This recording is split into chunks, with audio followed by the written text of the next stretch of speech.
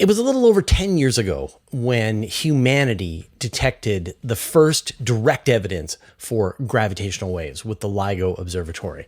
And then that was joined by the Virgo Observatory in Europe, the Kagra Observatory. And so we started to build up this picture about how black holes and neutron stars were colliding with each other across hundreds of millions, even billions of light years of space around us. And every year that goes by, we detect a whole bunch of them. And then the various observatories, they go down for maintenance and they come back online. And then the cadence picks up and we go to, we're detecting one black hole collision every week. And then most recently, these observatories have been finding almost a black hole collision every single day. And now we're in another maintenance phase. And this maintenance phase is going to be different because it's going to be short term, where we're going to see these observatories go down, but then come back online later on this year to participate in the kinds of observations that the Vera Rubin Observatory is making. And then once they've done their part for several months, they'll go back into a maintenance phase and hopefully come back with a newly upgraded suite of instruments that will allow them to detect even more gravitational waves from higher frequency, lower frequency. The revolution will continue. So my guest today is Dr. Keefe Mitman. He is a NASA Hubble Fellow at Cornell University. And Dr. Mitman recently observed a gravitational wave from a black hole merger that was sort of beautiful and very similar to the one back in 2015 that set off this whole process in the first place and taught us even more about how Einstein was right. But where maybe if we continue on, we could figure out where Einstein was wrong, and that would help us understand gravity. Now, Keefe was good enough to answer a whole bunch of my kind of general random questions about gravitational waves. And so if you want just sort of a collection of a potpourri of gravitational wave questions, I think you'll enjoy this conversation with Dr. Keefe Mitman. Keefe, we were talking before this interview began, and I was like sort of off the top of my head, sort of thinking about how many gravitational wave detections were being made by LIGO, and I got it totally wrong. So how many detections are being, like, how often are you detecting definitely a gravitational wave collision? Yeah, so across the entire LIGO Virgo Cagra collaboration, which is a series of 4 detectors currently, we tend to see about one a day, actually. Maybe a little bit closer to one every 2 days, but one a day is a pretty good estimate for right now. Yeah. Yeah, and 2015 was when we had that first direct detection of gravitational waves. Here we are more than 10 years later. And now I think people have just become accustomed. This is a thing we do now. But does it sort of still sort of shock and amaze you every time you sit down and look at the sort of cosmic events that are going on out there in the universe? I mean, it's kind of crazy. Whenever we see one of these things, I mean, the fact that we're seeing it in the first place is a testament to kind of what we can do in these experiments in the first place. It's really, truly remarkable. But it's also, these are the most chaotic, intense events that happen in our universe. And the fact that we're seeing one a day is pretty remarkable. So not only am I excited, whenever we see one on a given day, but the other thing that we're excited about as gravitational wave scientists is that whenever we see these, we're slowly building up a population of events. And so we're not only understanding single occurrences of these gravitational waves, but really what the population of black holes looks like in our universe. And that can kind of really guide us towards some interesting physics. So let's sort of take an imaginary journey to a collision that is about to happen. If black holes are on the order of tens of kilometers across their event horizons, when do they start generating gravitational waves that are significant enough that I guess you can start detecting them in the gravitational wave detectors on Earth? Yeah, so it depends a bit on kind of how large the black holes are. But if we assume that, we're observing some kind of binary black hole coalescence where the individual black holes are about 30 solar masses, which tends to be the average of what we see. Usually, if it's the typical distance that we see it from, which is about 400 megaparsecs, usually you're seeing, about 5 cycles of the binary actually going around before they actually merge. So it's a relatively short process. I mean, in our detectors, it really only lasts a few tenths of a second. And that sort of 5 orbits, I mean, they're going relativistic velocities at this point. Oh, they're going near the speed of light. Yeah, they're going about 0.4 times the speed of light, which is an incredibly high number. Right. And so then they have to be going that fast for the detectors to even be able to pick up that collision. And so they might be getting closer and closer for tens of millions of years, and just it's beyond our ability to be able to detect them. That's right. I mean, some of these black hole mergers could have been going on since the universe began. We really don't know. But these things, they go on and on and on. They eventually slowly in-spiral until they're close enough to generate massive and massive amounts of energy, which is really dominated in this merger phase. And when they kind of snap together, that's when you have this huge flux of energy. And that's what we're able to see in our detectors, because it's really changing the fundamental space-time right here at Earth. And that's what we can measure. All right. So I get a question a lot from my audience, and I want to, I give my versions of the answer, but I want to sort of go back to the source on this one, which is this sort of oft quoted mention in press releases and stuff, where they'll talk about the amount of mass that was converted into energy and, sent out into space. So can you help people understand how, if nothing can escape a black hole, how can they lose mass as they are combining into this larger black hole? Yeah, so the nice way to think about this is when you have these binary black holes or black holes more generally, there's effectively two ways you can store energy. One is you can store energy in the form of the mass of the black hole. So that's your usual E equals mc squared formula.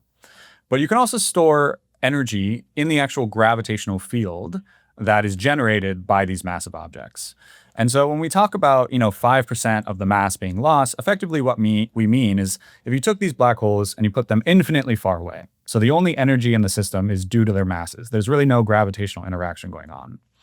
Then as they start to coalesce and orbit with one another, once they merge, they're going to form a final black hole whose total mass is about 5% less than the sum of the individual masses that you started with. And so that's what we really mean by the mass is being converted to energy in the form of gravitational waves. It's that, if you had these black holes infinitely far away, those are the masses we're considering. And as they in-spiral together, they emit energy in the form of space-time fluctuations.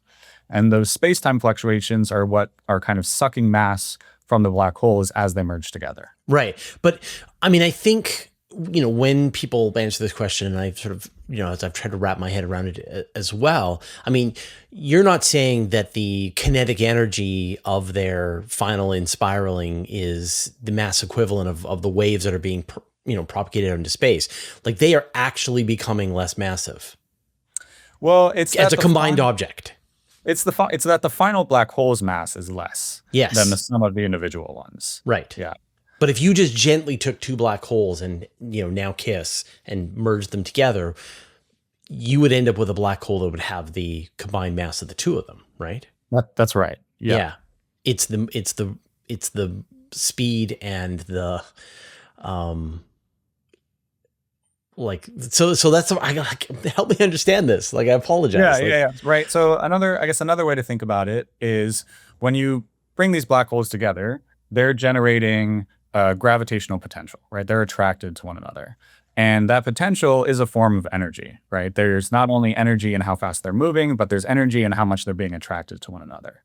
And so as those bodies come closer and closer together, that potential effectively, vanishes because now you just have a single body. There's no more attraction going on. And so some of that energy is being converted into gravitational waves. So the whole reason these black holes come together is that the energy that would in theory kind of keep them apart is just going out into gravitational radiation, these gravitational waves that we see. Okay. I can think about the experiments that we did in high school physics where, you'd have a pendulum and you would calculate the total kinetic energy versus the total amount of potential energy, depending on where the pendulum was. And, it would always balance out.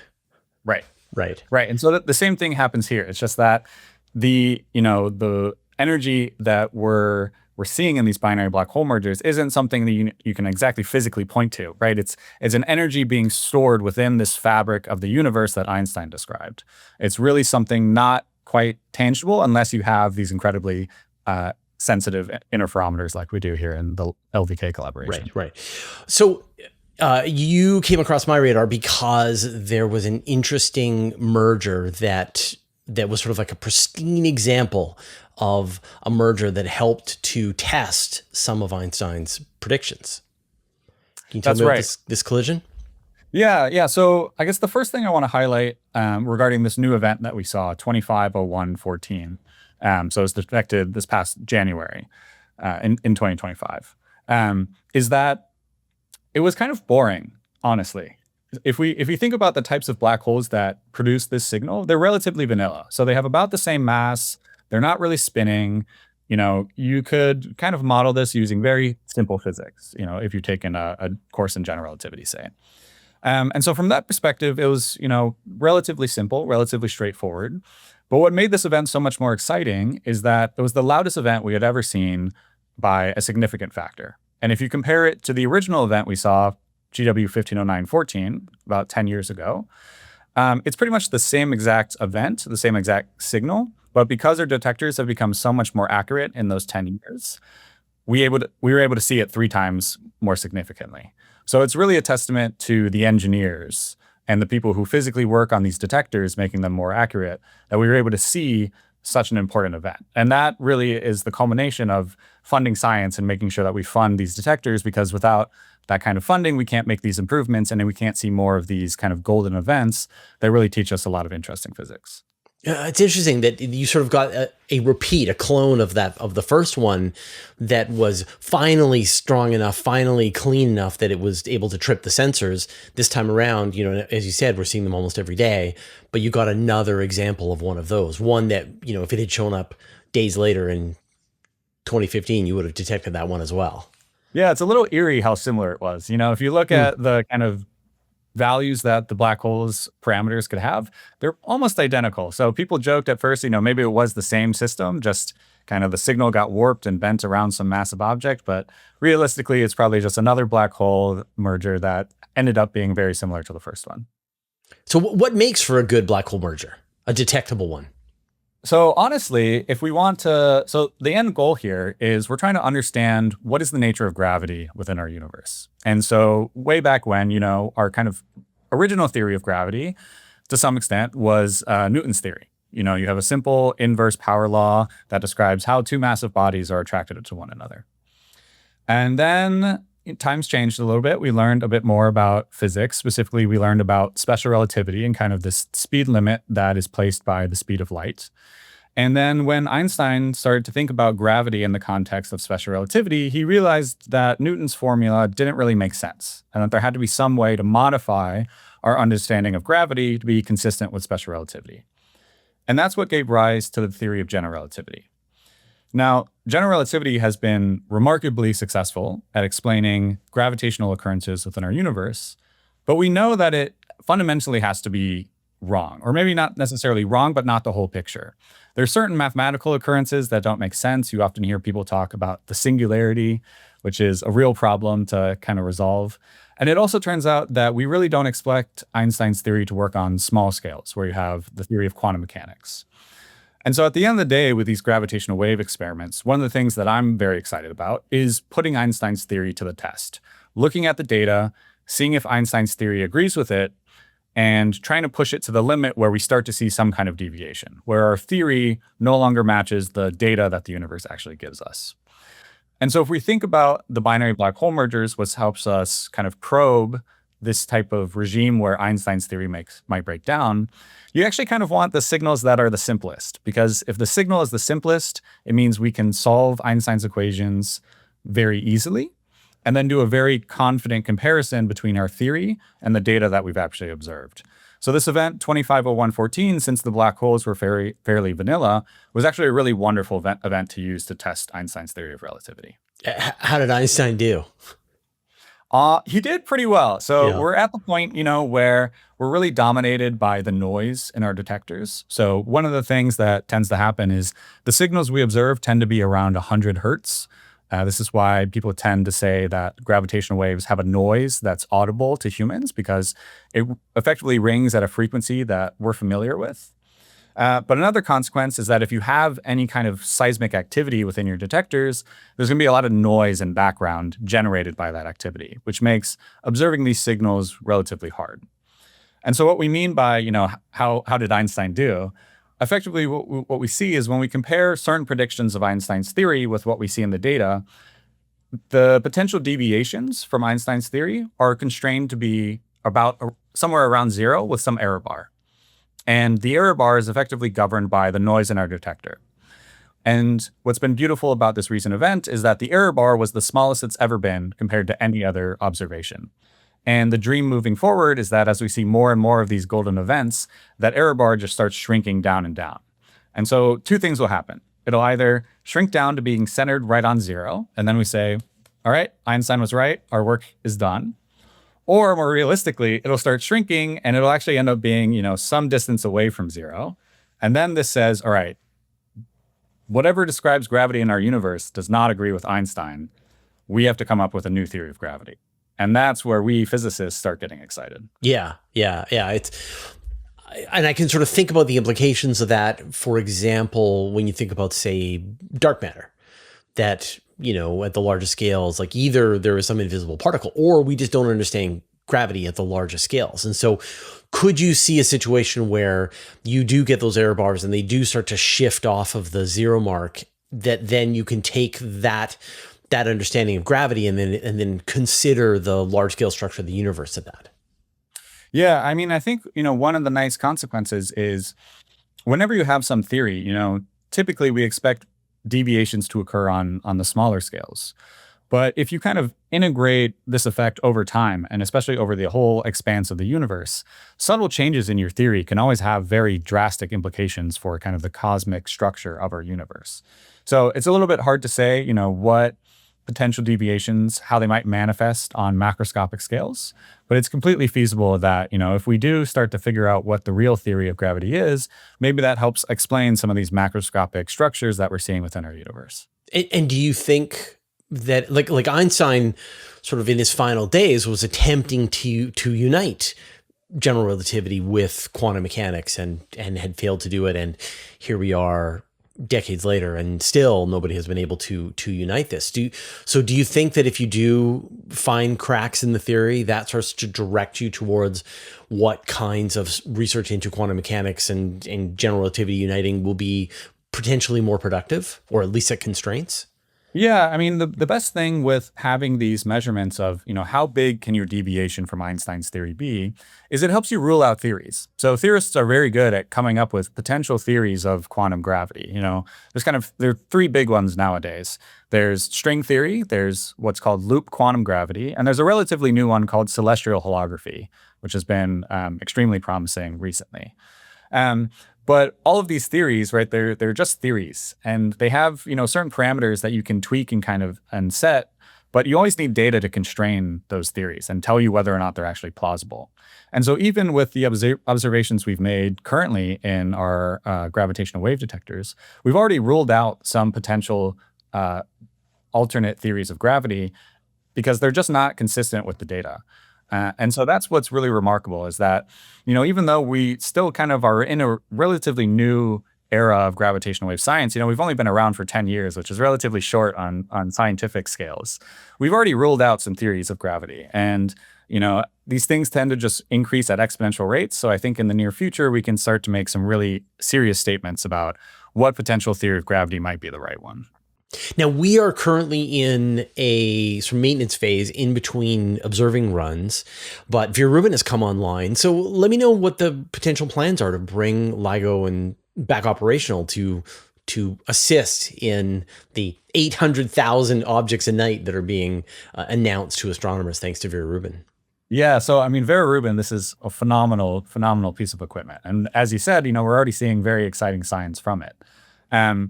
And this is kind of a really phenomenal piece of astronomy nowadays, is this multi-messenger astronomy, where you have signatures from these electromagnetic signals, using telescopes. And you also have these kind of independent signals coming from gravitational wave observations. And the tricky part with any kind of experiment is, once you have the experiment built, it would be nice to just run it forever and just get more and more data. But there's kind of a game you have to play, where on one axis you have, the amount of data you're collecting, and on the other axis, it's the quality of the data that you're collecting. And with the gravitational wave observatories, we're doing a pretty good job at observing a lot of data when our detectors are on, but we really want to push the sensitivity of our detectors to be even better. And so this is why we go into these periods of downtime, is to make specific improvements to our detectors that we think will make them either see signals with much greater clarity or be able to see even more signals than we were seeing previously. And so, while it would be great to just run at all times and be able to assist with kind of the events that Vera Rubin is seeing, we kind of made it a strategic plan to improve our detectors and then come back online later this year to try to make these multi-messenger signals and observations feasible. And so one of the big things that we are always excited about in terms of multi-messenger astronomy is whenever you see binary neutron star mergers. So these are mergers of the second most dense objects compared to black holes. Right, kilonova. Exactly. When these neutron stars merge, they emit lots and lots of matter. So they light up on the night sky. And so when you have telescopes, they can see that electromagnetic radiation. But since these binary neutron stars are also incredibly dense and emitting a lot of gravitational energy as they coalesce, they also emit gravitational waves that we can see in our detectors. And so when you have both of those signals, you can not only better pinpoint where that event was on the sky, but you can also learn other interesting things about our universe, such as the quantity that is related to the current Hubble tension, this Hubble parameter. And so the hope is that, if we have both of these experiments running simultaneously, when we see these, golden binary neutron star events, we can really start to do really interesting physics regarding cosmology.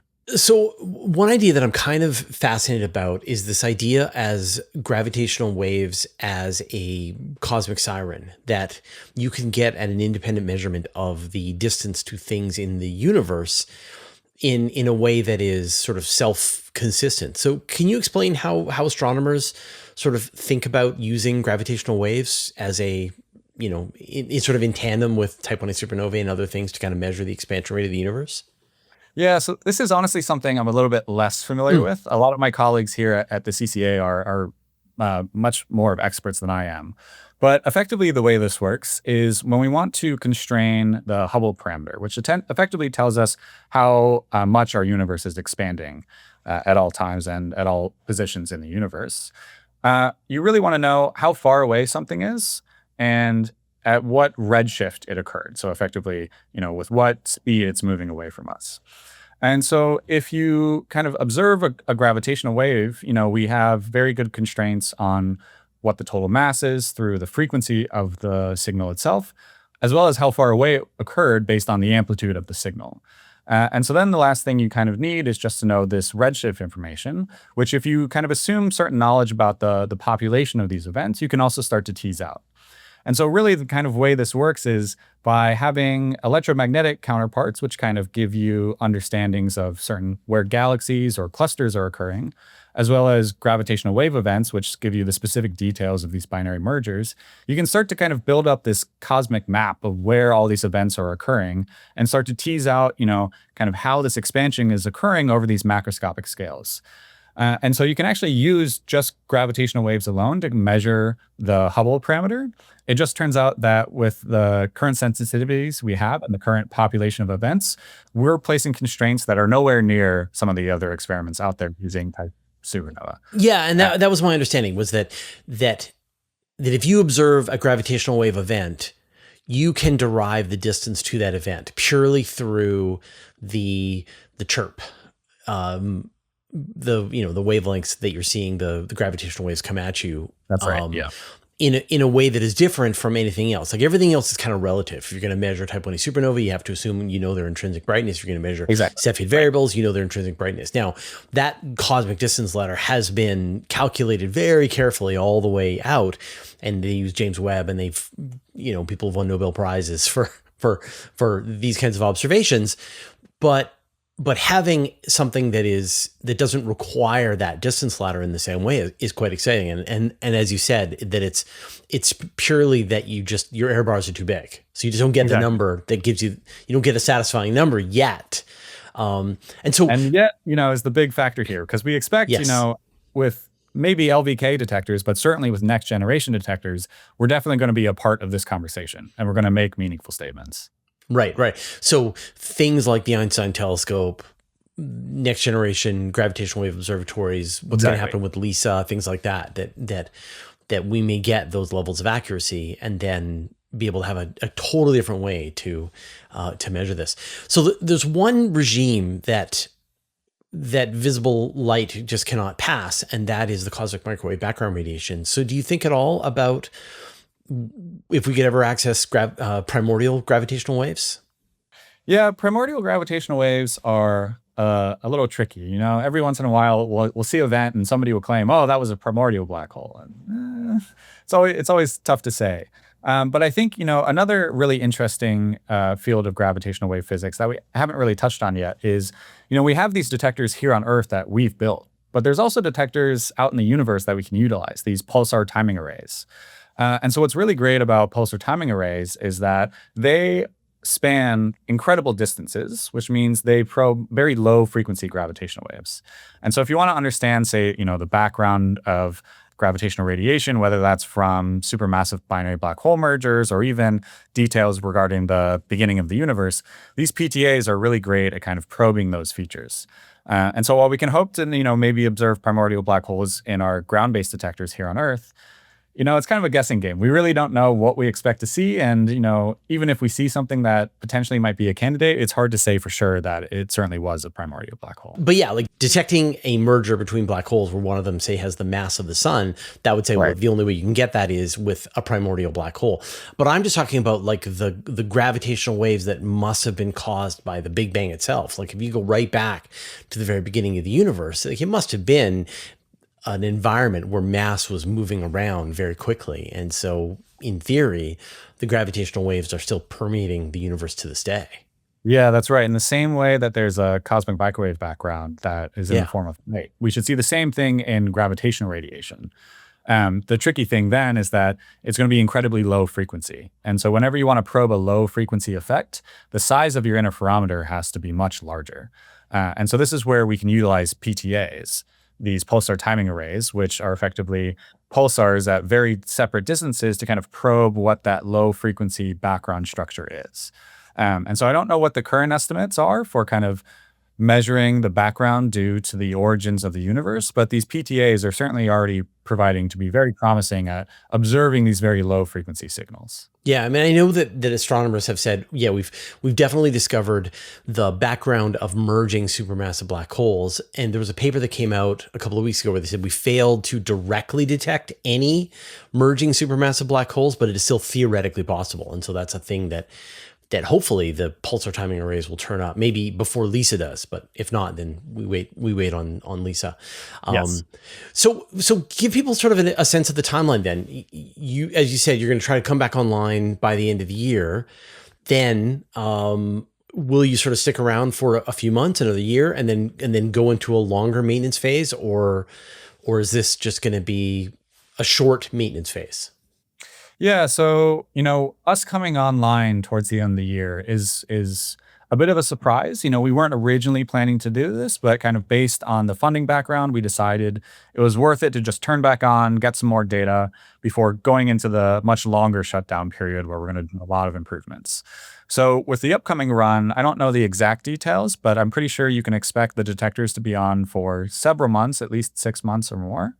And then we'll go down into our period of a very long shutdown compared to this previous one, where we're going to make significant improvements to the detectors so that when we come back online, hopefully we see some more of these golden events. And what are some of the big ideas that you're excited about for that next round of improvements that you think should pay dividends? Well, the one thing that I'm particularly interested in is, you know, interesting physics happens at many different frequencies, even within gravitational waves and the binary black holes that we observe in the LVK collaboration. And it just so happens that, you know, some of the most interesting things happen at the two opposite ends of the spectrum. So things at very high frequencies and things at very low frequencies. And so kind of improving the low frequency sensitivity is tough because that is just kind of the natural seismic vibration of the Earth, and it's very hard to isolate that noise. But I know the experimentalists have some ideas for how to kind of tame these seismic activity contributions to really start to probe some of these low frequency features a little bit more. Like an adaptive optics system for a gravitational wave observatory or something. Yeah, something like that. Right. And so there's a lot of interesting physics at low frequencies that maybe we'll touch on a little bit later that I'm particularly interested in. And hopefully these improvements will help elucidate that. Right. But do you think, yeah, like we'll get higher and higher on the high, because like there have not been, say, white dwarf neutron star mergers definitely detected. Right. We haven't seen white dwarf mergers yet. Hopefully those will be available in the next run. Yeah, probably not. So I think within the LBK collaboration, you can pretty safely assume that all we're going to see is binary black hole mergers and binary neutron star mergers, or black hole neutron star mergers in the near future. I think to see some of these systems that you were discussing, you really need to wait until next generation detectors that will kind of be much more sensitive as well as probe different frequency bands. Right. Okay. All right. Isn't it weird though that we're so familiar with gravity and yet we still kind of don't know what it is? It's the strange. I say this every time I Yeah. speak to my students, but when you roll out of bed every morning, you don't feel electromagnetism. You don't feel the strong force or the weak force. You feel gravity. And of all the forces in nature, those four forces that I just listed, theoretically, gravity is the one we understand the least, which is a little bit strange that it's so familiar in our day-to-day experience, but fundamentally, we just don't understand it. And so that's part of why I'm a gravitational wave physicist is gravity itself as a concept is just a wonderful thing. It's mathematically beautiful and incredibly interesting. And the fact that we feel it every day but don't really understand it just makes me have a even bigger drive to try to really get at the nitty details. Keep question I ask all of my guests. What are you obsessed with? I might give the kind of typical answer of I'm obsessed with science, with understanding new things and understanding the way in which our universe works. But I suppose what I've recently been obsessed with is getting my sourdough bread to rise as I'd like it to. And And we're getting there, yeah. I've always loved cooking. I've always really loved the kind of freedom cooking enables with just throwing spices together and you don't have to worry too much about measurements, especially because, I work so much with measurements every day in my daily life as a gravitational wave scientist.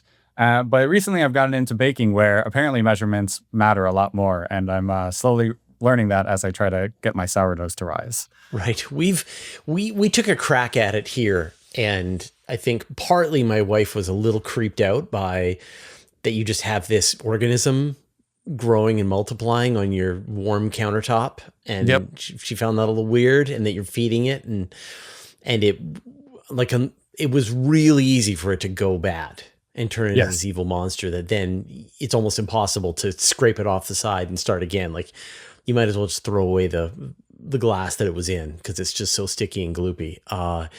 And so we never got to the point where, I think we tried making bread once with it and it just was not. So I can see how it contains so much sort of science and chemistry and measuring things down to the 10th of a gram. And you bring an atomic clock home every now and then just to make sure you get your timings right.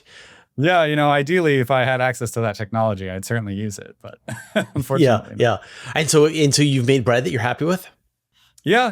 I made my first two loaves about 2 weekends ago where I was genuinely happy with it. They had a nice spring. They opened up very well, good pockets inside, and they tasted great. So I'm pretty pleased. Oh, right on. I'm jealous then. Yeah, maybe we'll take another crack. I don't think so. I think that experiment is over in this household. So yeah, I kind of missed the whole COVID bubble when everyone was making bread. So did we. And, yeah.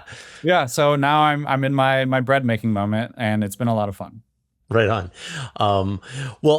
Thank you so much for taking the time to chat, and thanks for just like generally answering my questions about gravitational waves. And I had a whole bunch more, but I'll save them for a future time. I really appreciate it, and good luck with all of your research. And I can't wait to see this sort of super team up between LIGO, Virgo Kagra, and Vera Rubin. This is going to be amazing. Yeah, I think the next 10 years have a lot to offer for multi-messenger astronomy. And, thank you for taking the time to speak with me. And thank you for doing all the work that you do to help engage the public with these really, really interesting things that we scientists work on every day. Right on. All right. Take care. You too. I hope you enjoyed that conversation with Dr. Keefe Mitman. Now, we continued the conversation into a different direction, which was the basis of his doctoral thesis, and that is that space-time can have a memory and be changed as gravitational waves move through a region, actually change the distances of things in space. This is a very strange idea, and yet is one of the consequences, potentially, of gravitational waves moving through the cosmos. And so we have this longer conversation over on Patreon. Now, again, I got to make this disclaimer every time. There is no paywall. You don't have to donate. These conversations are available free, but they're available ad-free over on Patreon. So I'm going to put a link down in the show notes. You can watch that right now over on Patreon, completely for free. I hope you'll enjoy that additional conversation. Now I'm going to give you some final thoughts, but first I'd like to thank our patrons. Thanks to Abe Kingston, Andrea Pedretti, Barry Lake Roofing, Brian Bodie, Carolyn, Chuck Hawkins, Commander Baylock, Cooper Nelly, Darkfinger, David Gilton, David Matz, Evan.pro, Greg Feely, James Clark, Jeremy Madden, Jim Burke, Jordan Young, Josh Schultz, Marcel Smits, Michael Purcell, Nordspace, OneStepForAnimals.org, Paul Bach, Rank Haidu, Richard Williams, Sean Sargent, Stephen Father Team 49, Telescopes Canada, Wolfgang Klotz, and Zelda Borg Galactic Defender, who support us at the Master of the Universe level, and all our patrons. All your support means the universe to us. Gravitational waves hold a special place in my heart because they sort of sit right at almost the halfway point of my work as a astronomy journalist. I started in 1999. They were discovered in 2015. Here we are. I've been doing this for almost 27 years. So, around the halfway mark. And that they were this thing that had been predicted by Einstein decades ago. And yet it took this very careful work by really smart physicists to develop the theories and figure out whether or not they would even be detected, and then incredible instrument developers to actually build the machines that will find this. The physics involved of mirrors bouncing across the arms of these interferometers is just stupefying, and yet we are finding them. And not only that, but they're continuing to improve the observatories to turn up even more of them year after year after year. And this is sort of setting the ground, helping us understand what that next generation of gravitational wave observatories are going to be. Ones with longer arms, ones that go into space, ones that use pulsars across the universe as a natural gravitational wave observatory. And the reason is because it gives us this independent way to look at the cosmos. We have the electromagnetic radiation, which is what we've relied on for the entire history of astronomy. And then in the last 10 years, we have something that is completely different. Not a different flavor of EM radiation, but a different way of looking at the universe. And it's only going to get better, and it's only going to teach us more. All right. We'll see you next time.